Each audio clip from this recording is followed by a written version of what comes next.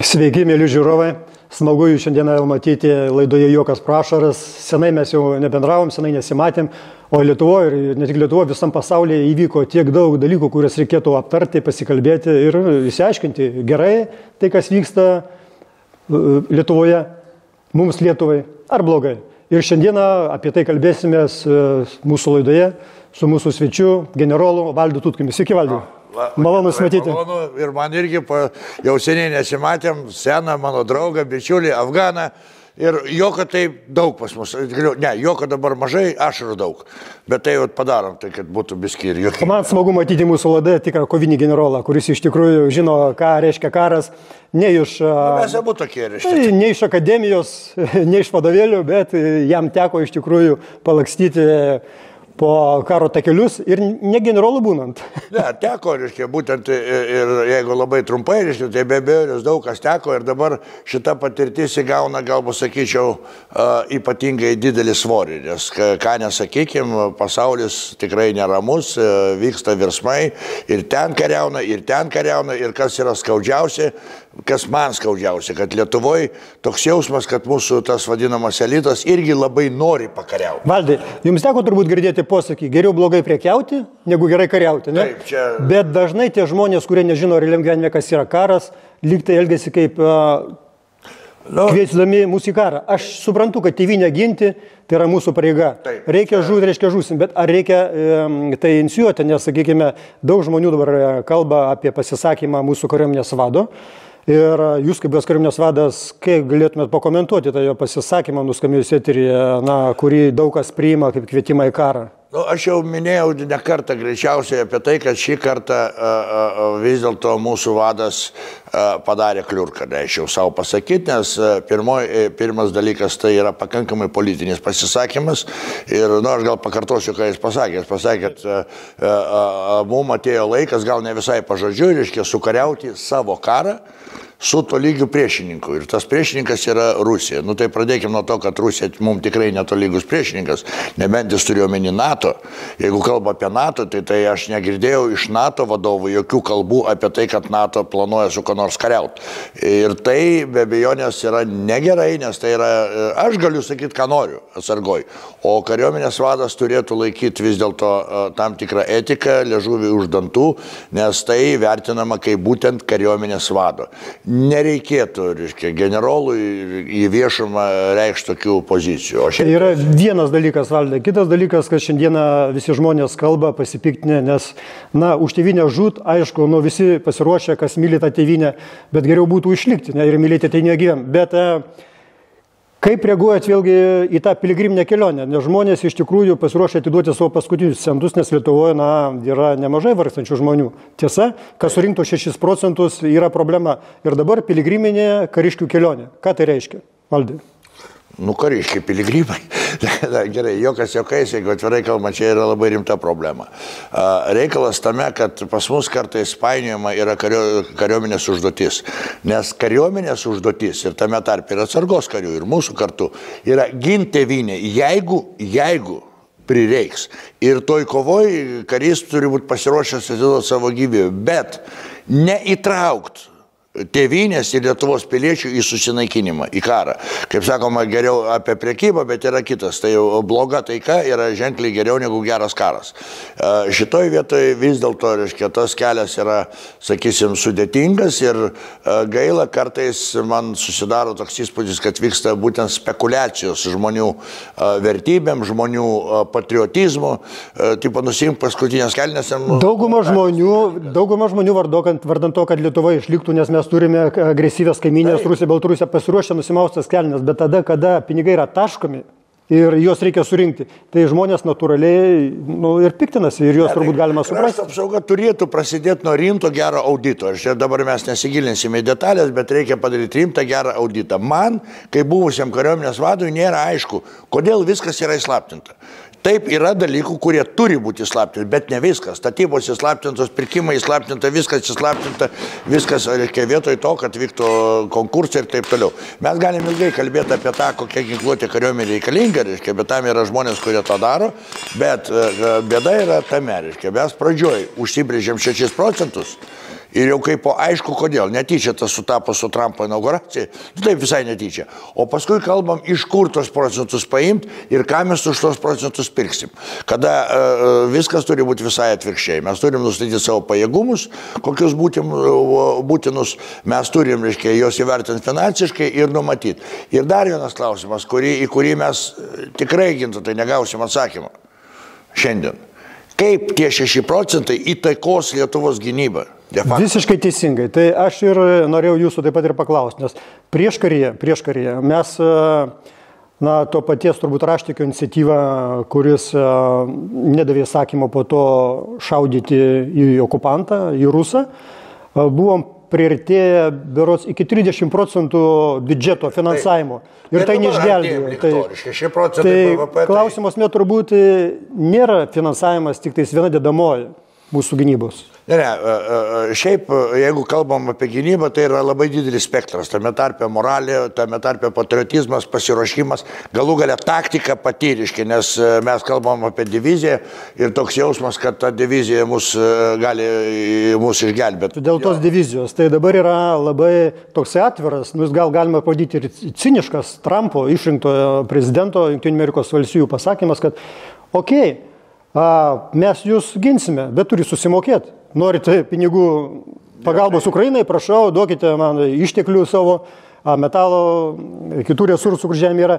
Lietuvai, metalo nėra, bet tada mokėkit 6 procentus, ta prasme, Trumpui turbūt 6 procentai Lietuvos mažiau aktualūs, jūs turbūt norėtų 6 procentų Vokietijos, Prancūzijos biudžeto, kurie skaičiai visai ką kitą reikštų, bet jeigu jau kalbame apie Trumpą, kaip jūs galvojate, Trumpas daugiau pliusų ar minusų pasaulinė tvarkai? Nes anksčiau Jungtinės Amerikos Valstijos kaip ir buvo pasaulio tvarkytoja, kad tas pasaulis būtų žmoniškas, flagmanas. Ne? Dabar lyg tai tas flagmanas irgi tvarkys pasaulinius klausimus, bet jau turbūt už pinigus.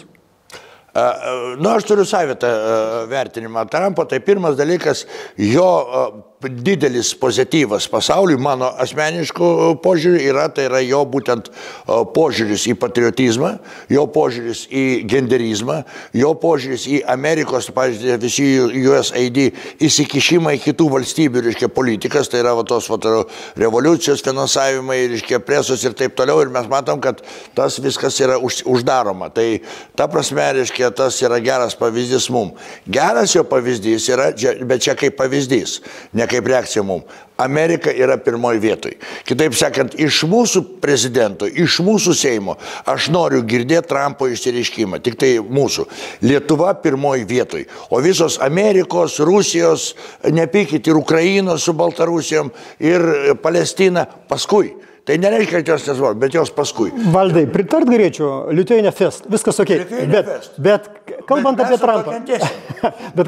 Trumpą, tai ta prasme, jisai kalba iš ties, nesupras juokaudamas rimtai, kad reikėtų prisijungti Kanadą. Jis pakankamai rimtai kalba apie Grenlandiją, nes jau tai kalbėjo, praeitą kadenciją apie Grenlandiją kalbėjo, kad reikėtų prisijungti. Jis taip pat kalba apie Panamos kanalą.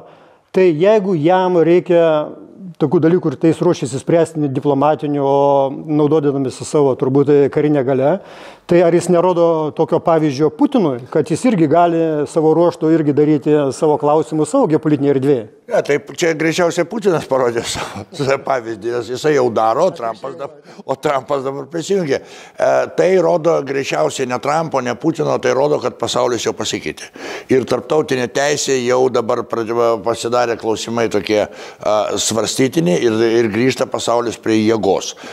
Trumpo požiūris į Kanadą, į Grenlandiją, į Panamą, aš, pavyzdžiui, labai rimtai jos vertinu ir manau, kad jis sieks, vargu, ar tai bus karinė invazija.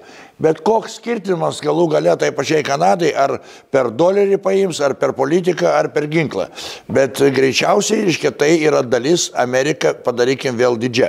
Ir ta prasme, reiškia, čia galim labai kalbėti ir apie teritorijas, apie iškasenas, apie Arktiką ir taip toliau. Arktį ir taip toliau. Taip, kad tas procesas vyksta. Bet tai kaip koreliuoja su mūsų europinėmis vertybėmis, Valdai, ta prasme, tai vėlgi, sakykime, tai kas teisus, tas pas ką daugiau teisių? Koreliuoja maždaug taip, reiškia, ką atsakė, aš dabar jau tikrai bijau, kad į teismą nenuėti, reiškia pavardės nepasikeitė politikų, bet iš tokių žymių konservatorių. Kada ėjo kalba apie Grenlandiją, jisai sakė, tai mesgi turim suprasti, kad Amerika mūsų yra pagrindinis saugumo garantijas ir turim suprasti Amerikos saugumo interesus ir šitoj vietoje, matyt, kalbant apie vertybės, kartais vardant gero partnerio reikia tas vertybės. Tai atleiskit, nėra tų vertybių, reiškia, aš nematau Europoje, aš asmeniškai vertybių, būtent europinių, reiškia, ir kad jos, reiškia, būtų daromos. Tai Trumpas daro labai teisingai. Ir mano manimu, kad Trumpas žiūri pirmoje eilėje ne į tas, kad kaip, pavyzdžiui, mūsų, mes jau greitai 6%, o gal 10%, mes prieki traukinio, nežinom, kuris važiuoja, bet einam. Bet jeigu pažiūrėsim, su kuo Trumpas bendrauja, su Orbanu, su žmogum, kuris turi stuburą, kuriam Vengrija yra pirmoje vietoje, su Slovakais, su Meloni, dabar, reiškia, per Maską su alternatyva Vokietijai, tai yra su nacionaliniam jėgom, su valstybėm, kurios turi stuburą ir sako, man alternatyva Vokietija yra pirmoji eilėje. Ir kad Trumpas sako 6%, tai toli gražu nereiškia, kad Vokietija jos skirs.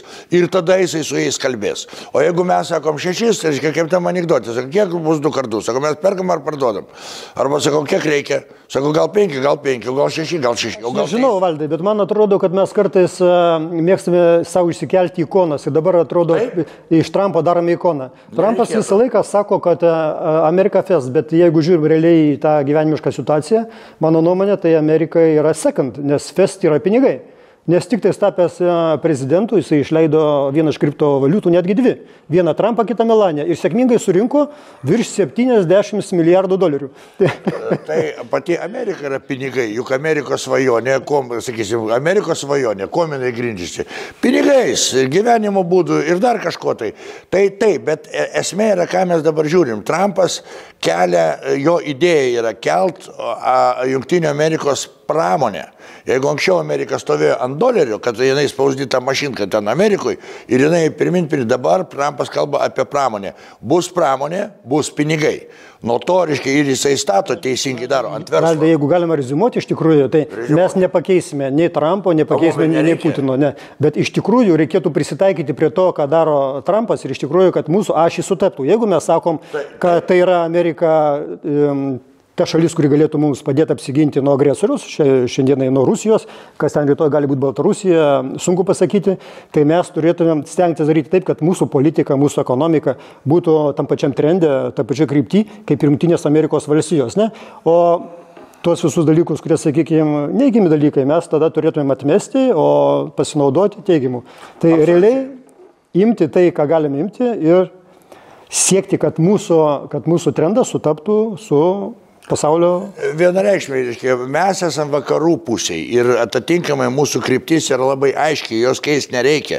Tačiau reikia neužmiršti, reikia irgi labai argumentuotai ir šaltakraujiškai vertintas grėsmės. Ar tikrai jos tokios yra? Tai ar viskas dabar daroma, Valdai, iš tikrųjų taip, kad mes apkalbėjom, kad iš ties mums reikia atmesti tai, ką daro Trumpas blogai, nes jo nepakeisi, ir pasinaudoti to, ką jis daro gerai dėl mūsų saugumo.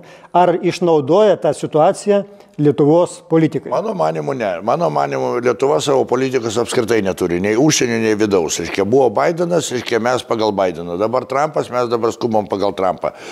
Vėlgi, reiškia, labai gerai jūs pasakėt, reikia pasinaudoti. Ką mes pradžioje pradėjom, teigiamom momentais, kurie mums reikalingi. Ir vienas iš pavyzdžių yra Lietuva pirmoje vietoje. Padarykim vėl Lietuvą didelę.